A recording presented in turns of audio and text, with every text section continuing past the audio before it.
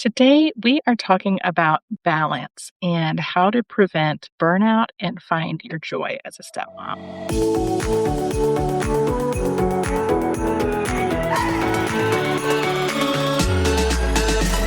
I'm Cameron. I spent years building my career and creating a life I loved. And when my Prince Charming finally showed up, he had 4 kids in tow. Fast forward through lots of mistakes made and lessons learned, step-family life was much more complicated than I realized. If you're looking for help with blended family life, you're in the right place. Welcome to the Stepmom Diaries, where we keep it real as we dish about all the things. This is your weekly dose of blended family inspiration and encouragement. You're not the wicked stepmother, so let me help you find your fairy tale ending. Come on, let's do this.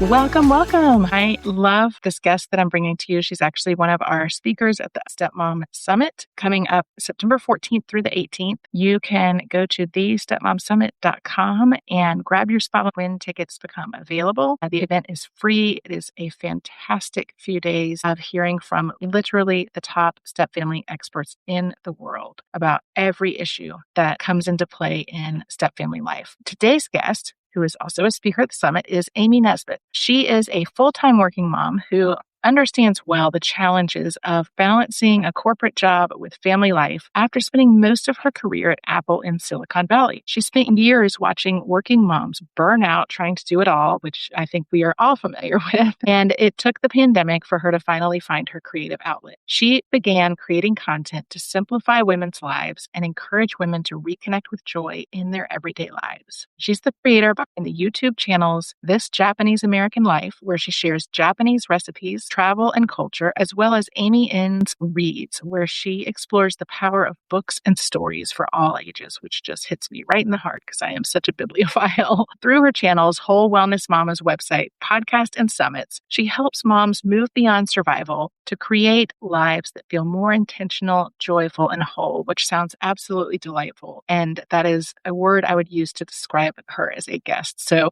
we're going to dive in. Amy, welcome. I'm so excited to have you. Thank you so much. I'm so excited to be here. Yeah. So I always like to ask my guests what their stepmom origin story is. You're not a stepmom, but I want to know your origin story because you have a very interesting one. So how did you, what's your background? I guess number one. And then number two, how did you get into the work that you're doing? Oh, it's a long story, but I'm going to try to keep it short as possible. So as long as I can remember, I've been a corporate working mom full time. And it was really in COVID that I decided, hey, during this crazy time when we're working from home and schooling from home, I'm going to start a YouTube channel to focus on the fun things of life versus the sucky things that were happening or the things that we couldn't do. I mean, the natural response to COVID was, I'm going to start a YouTube channel, right? But no. Or do all these crazy things that we didn't have time for, right? But what made you decide to do that? Honestly, it was first called Flashes of Joy because I looked at my kids and we kept talking about we can't do these things outside, or we can't go see grandparents, or we can't see our friends, but we're doing so many fun things. Let's focus on that. Let's just document it, and then the grandparents can see it, or, however they can take part in our lives. We're like, let's just do it. And I love that. That's how it started. But then as we were going through more of these videos and things, I had a lot of people ask me like, well, what do you do for Japanese recipes? Or I'm going to Japan at some point. Like, can you tell me what I might want to see? And there were these conversations that kept coming up before and after I started the channel. And they were like, why don't you make stuff about that? So I went, okay, my kids are half Japanese. There are things that I wish my parents had taught me or my grandparents had passed down recipes to me. So I went, let's kind of change this up and see if this can be more of a love letter to my kids, as well as hopefully something helpful to other people that might be interested in Japanese culture, tips of travel or food. So that's what that became. But then that stirred a lot of conversation with my fellow working moms and my friends and, people that I meet elsewhere of how do you do all of these things? You work full time, you're a wife, you're a friend, you're a mom. And then now you have this thing is basically like another business. right? And the thing that I kept coming back to was it feeds my soul. Mhm. I do finance things by day, and this was a whole different way of using my brain and unlocking creative juices. And it was fun. And I got to do it with my kids, and we love travel. We love food. So it was just this passion project that became its own thing. And I realized being able to do things for myself in this way and activate different parts of me brought me life to be able to Yeah. show up in a better way for everybody around me, I love that. And it's really similar to like when I got started with all of this, I was also in the corporate world, and it really, you learn to use different muscles when you're building a business, and especially a business online, and especially when you're like Yes. talking to people all the time, and that it is such an interesting exercise in finding joy in different places. I love that. Yeah, and that's why Whole Wellness Mamas came to be, because I went, you know what? I'm having these conversations with moms who are just surviving. And I was there too, where I was just doing the Yeah. things, getting the work done, but we should be thriving. We should have things that bring us joy too. And that shouldn't be a luxury. So that's where Whole Wellness Mamas came in when I want to talk to moms. I want to encourage moms however I can. And so that's why we get to chat too. And I'm really excited that I said, sure, let's try this other new thing that Yeah. I don't have time for. Totally. I love it. And you talk a lot about curiosity and staying curious. Like, what does that look like in family life and for parents? So I'm going to start with so many moms I talk to have a hard time telling me what they do just for them and what makes them smile that isn't related to their kids or other people. And that just kept coming back to me because we were born curious, right? When we look at kids, they ask why about everything, and annoyingly so sometimes, right? And they jump off of things. They don't have fear. They're willing to try new things. And we lose that as we get older. And especially, I think, as we hit motherhood and all the responsibilities and the expectations and all the things that we try to live up to. And it's the curiosity for me that has really brought back joy and opened up doors to things that I never thought I would do, 5 years ago, 10 years ago, that have brightened my life and people around me in huge ways. And it often comes from just saying, okay, what if I try that thing? Or, well, why do I do it this way? And just asking things of fun, things that we already do, or things that perhaps we keep saying later. Maybe I'll do that later when the kids are older, or oh, maybe I'll do that when I, get my promotion, or, oh, I'll do that thing. All these things that we say later. And I just heard someone say later is the most expensive word in the dictionary. I was like, oh, It is. yeah. It is. I mean, you think about all the things. I don't know how many conversations I have with girlfriends where I'm like, oh, I really want to go there someday. I really want to do this someday. And it's always like, oh, someday when I have time, when I can do it. And it's like, yeah, I mean, you're so right. Like, how can we figure out ways to kind of grab those opportunities and take them now versus always waiting? And I think curiosity, we think about it in such a big way of, oh, I have to go take this huge trip, or I have to write this book, or, whatever those huge goals are.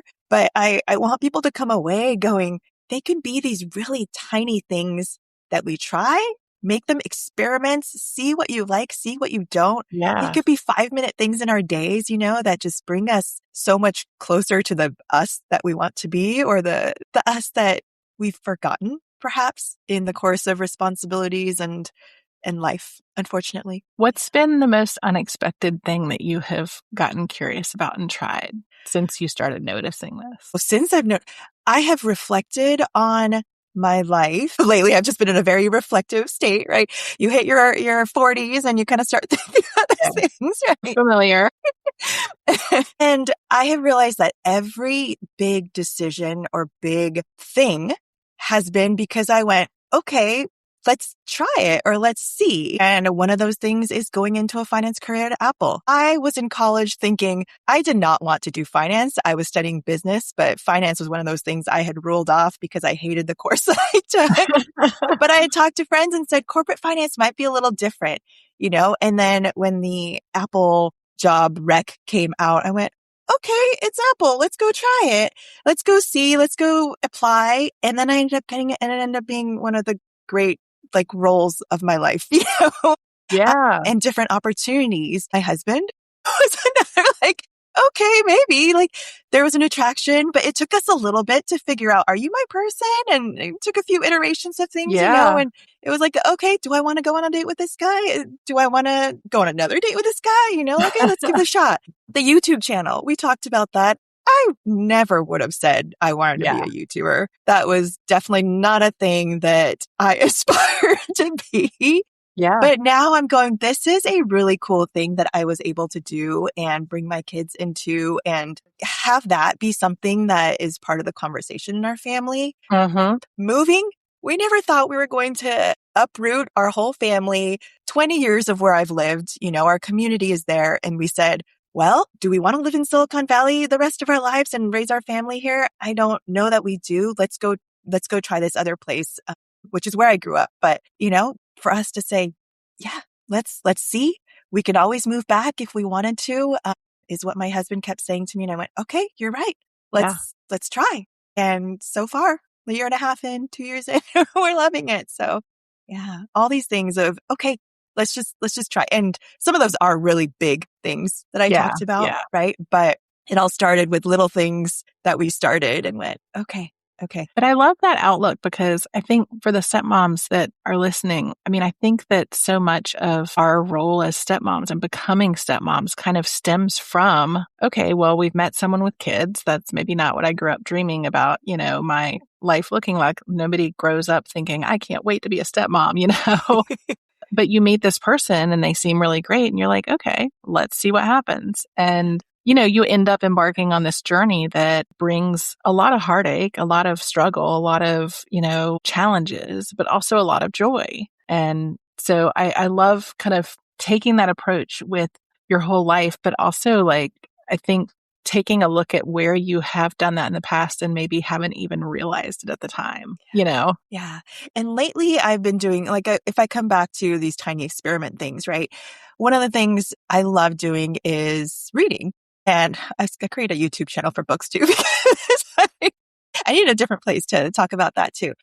But my whole family loves books and I wanted to do something intentional with my children. And so we read one book a month together. That's the goal that I set out for us. And we pick a book and we just finished one that I absolutely loved. And it just can be one thing, right? We're going to do this one thing. And I said, once a month, we're going to do this. Let's try it for 3 months and see if we like it. If we don't, let's toss it out. It's fine. We can say we tried it and it just wasn't for us, but we've learned something.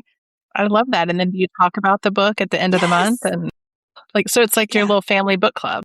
And my younger one actually gets scared about different things a lot. And so he likes reading with me. And I think I don't know.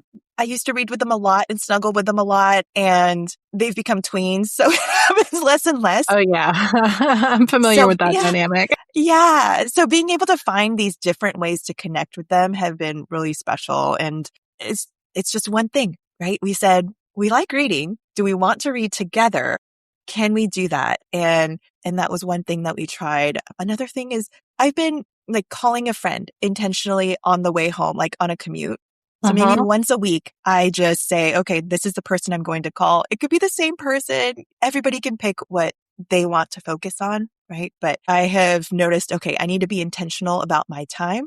And on a commute, I can do that, right? I can put that in my calendar and make sure the other person's available too. And that's our time to connect and be intentional about relationships because community is huge and I can't do life without people to support me. Absolutely. Absolutely. I love all of that. And I love creating your community. I know that so many stepmoms, and I know moms feel like this too, but with stepmoms, the mental load's just different. And I know that so many of them feel like they just totally lose themselves while they're trying to make the step family work. And the dynamics can be so challenging that they feel like they're prioritizing everybody else but themselves. And, stepmoms suffer from more anxiety and depression than biological moms do. And that just, I think all of that is the perfect storm. But how can curiosity help stepmoms reconnect with who they were and kind of discover themselves again? Is that, can that help with it? Absolutely. So when we're in that survival mode, which is it feels all the time, right? The keeping the peace, keeping the schedules, making sure people aren't resentful, making sure you're not stepping on toes. Exactly like you said, we lose sight of ourselves and our own needs. And if we feel shameful asking for, that time that we need or different things that we need. And curiosity just brings us back to, what do I need? What would bring a little cup filling for me, right? Because there are things that we know we loved when we were children, or like we were talking about earlier, we keep putting things off and it's never our time. Yeah. Right. That's the But dynamic that stepmoms yeah, feel really acutely. I mean, I know my first couple of years, I would hesitate to go get, before I became a stepmom, I would get pedicures all the time. That was like my way of decompressing from work. And I kind of stopped doing it when I became a stepmom because it felt like any time I spent away from the family was bad, that I needed to be with the family all the time and really like get my role cemented and fit in, all that kind of stuff. And you really do kind of lose yourself. And I don't remember where I was going with that other than, figuring out, like, I guess, how can we take that first step of being curious and figuring out who we are? I think it comes like what we were saying earlier of what kind of makes you smile or what do you put off, and if you love cooking, can you or wish you could do a little more cooking for things that you love? Uh-huh. Can you pick one recipe that you want to make a week, And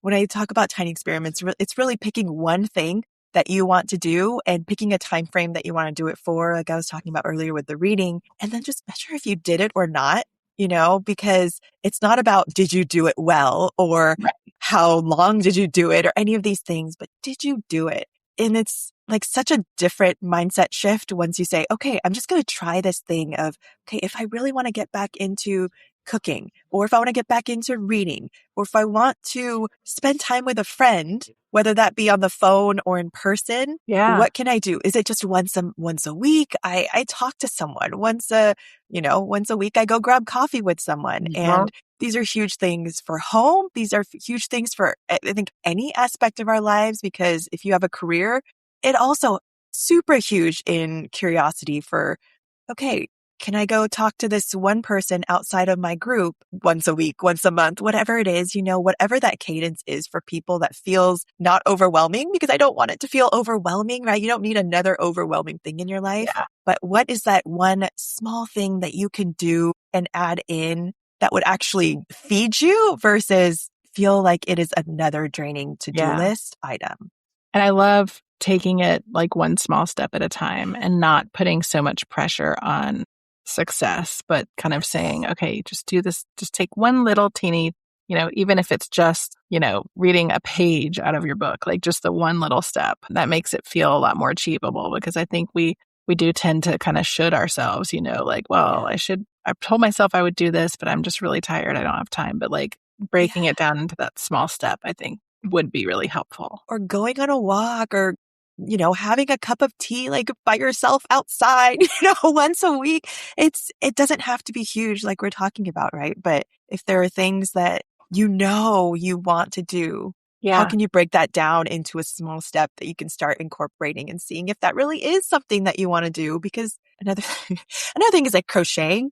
My kid wanted to do crocheting, and so I went, oh man, I have to learn this thing and help him learn, and it ended up being this really fun thing that he more taught me, because we got this kit that made it really easy for him to learn. And Mhm. then it became this really fun thing. And I actually think it's like very comforting for me too. So I just do like a little bit, and I have my little like characters. It's kind of hard to see, but I have my little like book characters up there. So you just Well, never know what you're going to discover, I love that. And that's actually for the stepmoms, that's such a great opportunity for bonding, is letting the stepchild take the lead and pick out something to learn together.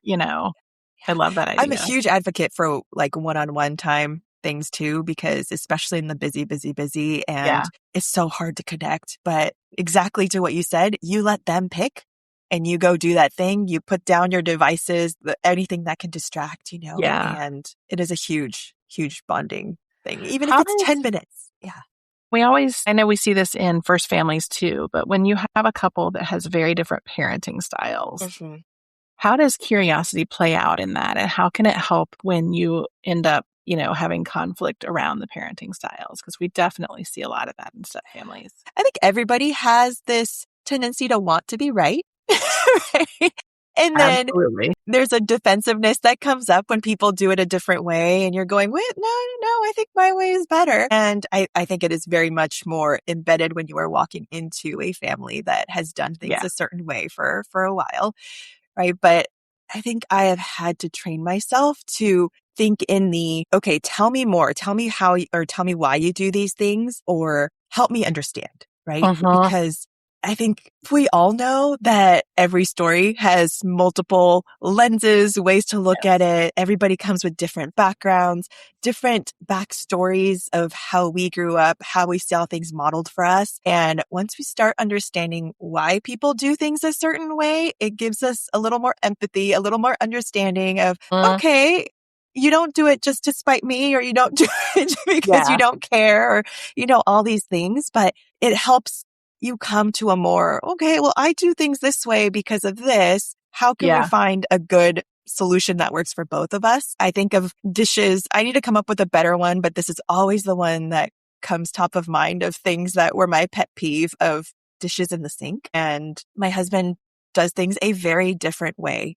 And he works from home a lot. And so he does cooking when I'm in the office and things like that. And we finally had to talk because I was after dinner, like putting things away because I'm like, he was supposed to do it. And that's what I'm thinking in my head. But it just takes a lot for him to cook. And he just wants to just veg after, come back to it later when everybody else is out of the kitchen. Yeah. Whereas I just want to get it done so I can go relax, and I'm banging the dishes into the dishwasher. And he's like, I'll do it. And once I figured out, okay, he is really going to come back and do it.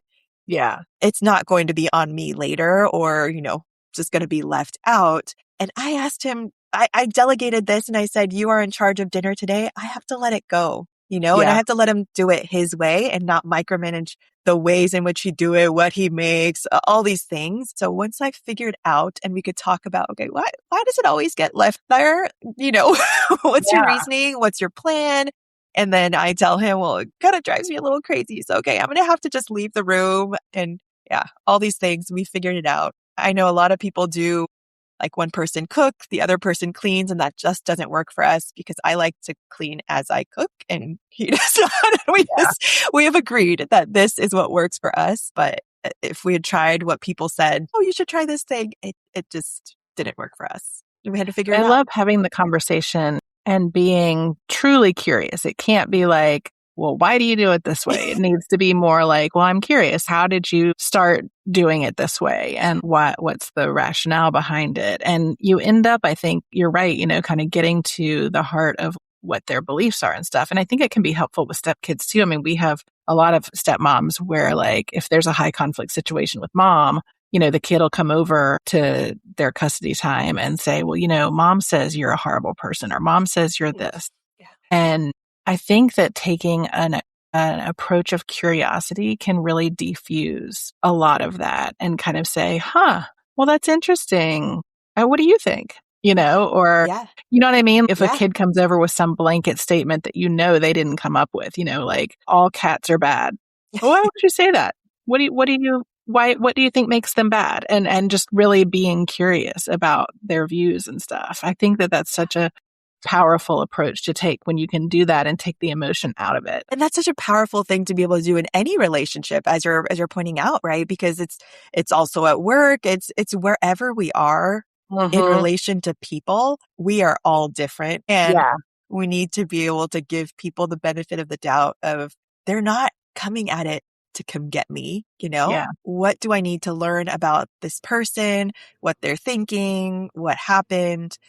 Because we can all make up things in our mind of I'm taking it personal, and it's most of the time not personal. Yeah, that's so true. It's so true. And assuming positive intent is a huge one.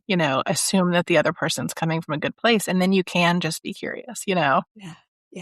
And earlier you said the way we say it, right? It's absolutely true because it could be the same words of, okay, why do you do it that way? But you can say, well, why do you do it that way? Versus, Yeah, okay, tell exactly. me why, it is Yeah. huge. It is huge. Yeah. Totally. This has been such a great discussion, and I love talking about curiosity. I love all the stuff that you do. And for y'all listening, Amy's going to be speaking at our Stepmom Summit in September. So we'll put links below where you can get on the wait list. But it is going to be a really great discussion around multicultural step families. And we didn't even touch on that in this discussion. We're saving that for the summit. It's going to be great. But Amy, tell everybody where they can find you. And you have a summit coming up too. So tell us about that, and we'll put all of your links in the show notes also.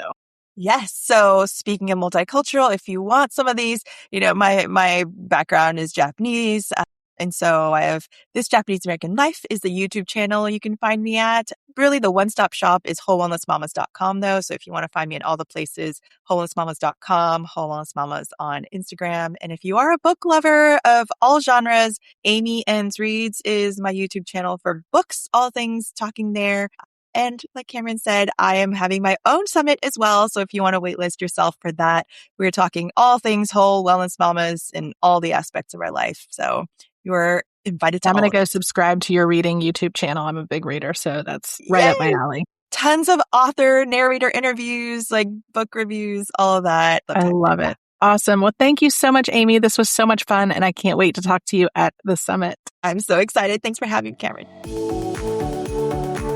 If this episode spoke to you or touched your heart, would you do me a favor? Take 10 seconds to go and follow the show, leave us a 5-star review, and share this episode with another stepmom who might need to hear it.